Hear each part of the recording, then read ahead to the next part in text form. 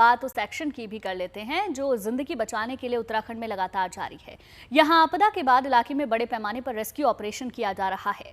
जिंदगी की तलाश में सेना और बचाव एजेंसियों ने अपनी पूरी ताकत झोंक दी। हवा से लेकर जमीन तक चप्पे चप्पे को तलाशा जा रहा है। यही नहीं, जो पुल सैलाब में बह गया था उसे भी सेना ने खड़ा कर दिया है।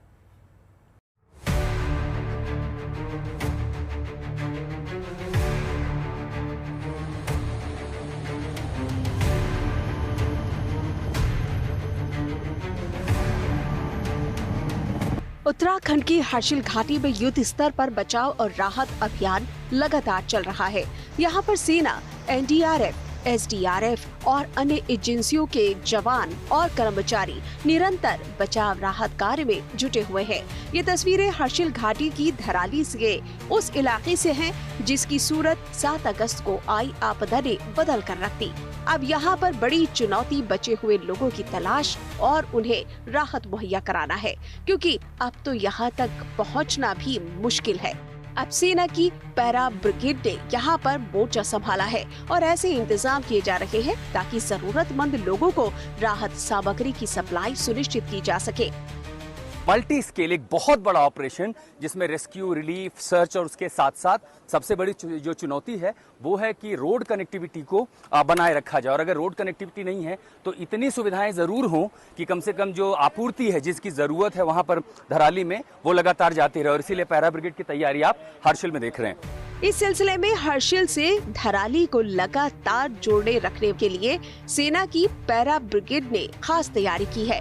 इस पूरे इलाके में सामान्य तरीके से आवाजाही फिलहाल मुश्किल है। ऐसे में खाने पीने के सामान और दूसरी जरूरी सामग्री की सप्लाई जारी रखने के लिए यहाँ पर रोपवे जैसा जिप लाइन तैयार किया गया है। ये एक एरियल रोपवे बनाया जा रहा है, आमतौर पर जिसे आप जिप लाइन की तरह समझते हैं।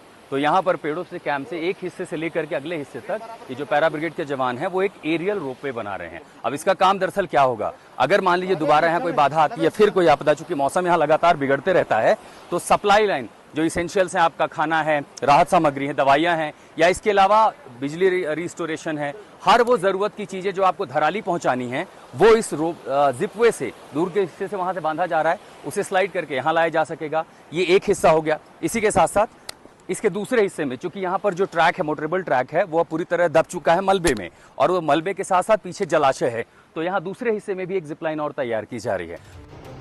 इतना ही नहीं, सेना के हेलीकॉप्टर्स के जरिए भी लोगों को तत्काल राहत पहुंचाने के प्रयास किए जा रहे हैं।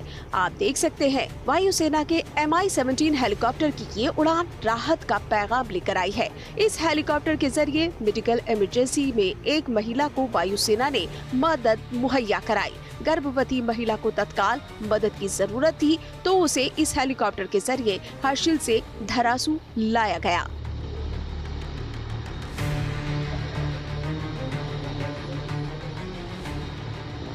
धराली से अब तक 1300 से ज्यादा लोगों को बचाकर सुरक्षित जगहों पर पहुंचाया गया है, जबकि मलबे में लोगों की तलाश के लिए 10 खोजी कुत्तों की मदद ली जा रही है। वहीं जगह जगह ग्राउंड पेनिट्रेटिंग रडार की मदद से मलबे में मिशन जिंदगी जारी है। इसके लिए जियोफिजिकल रिसर्च इंस्टीट्यूट की ओर से 5 उपकरण लगाए गए हैं, जबकि सेना की ओर से ऐसे 2 उपकरणों का इस्तेमाल किया जा रहा है।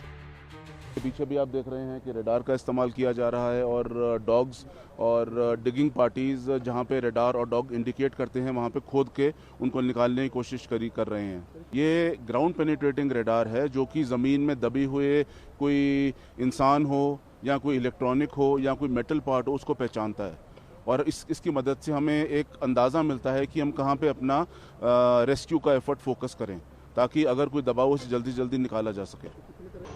इसके अलावा सेना के चीता हेलीकॉप्टर के जरिए पूरे इलाके का लेजर लाइट्स के जरिए LIDAR सर्वे भी किया गया है। इसके जरिए 3D मॉडलिंग से प्रभावित इलाकों में तलाशी अभियान में और तेजी लाई जा सकेगी। वहीं वायुसेना की चिनूक, MI-17 ALH और उत्तराखंड सरकार के हेलीकॉप्टर भी लगातार उड़ान भरकर रेस्क्यू ऑपरेशन को रफ्तार दे रहे हैं। 1000 से ज्यादा जवानों और कर्मचारियों को यहां रिलीफ ऑपरेशन में लगाया गया है। उत्तराखंड पुलिस ने भी अपनी अतिरिक्त टीमें धराली भेज दी है, जो बचाव राहत में मदद कर रही है।